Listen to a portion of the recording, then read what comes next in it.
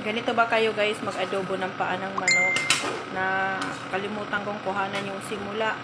Bali, ginisa ko muna ito sa luya, bawang, sibuyas.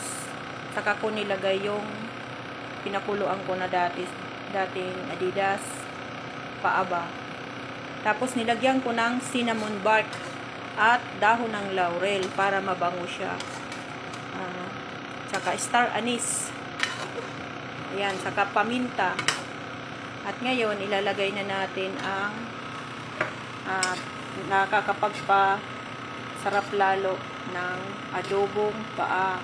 Kasi medyo malambot na po siya. Hindi ko po nakuhanan ng buo. Gawa nga na nagmamadali ako. Kalimutan ko din. Ito ang mahirap sa vlogger. O, ayan. Ayan po ang nagpapasarap talaga dyan. Ang chili. Ayan po yung luya, buo-buo pa po. Para madali po siyang makuha. Pinitpit ko lang po yung luya. Saka may star anise na rin po at cinnamon bark.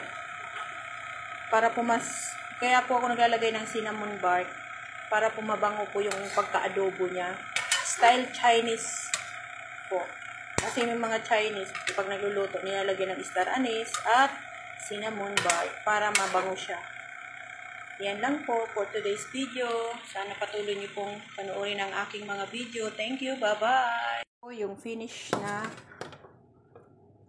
adobong paa.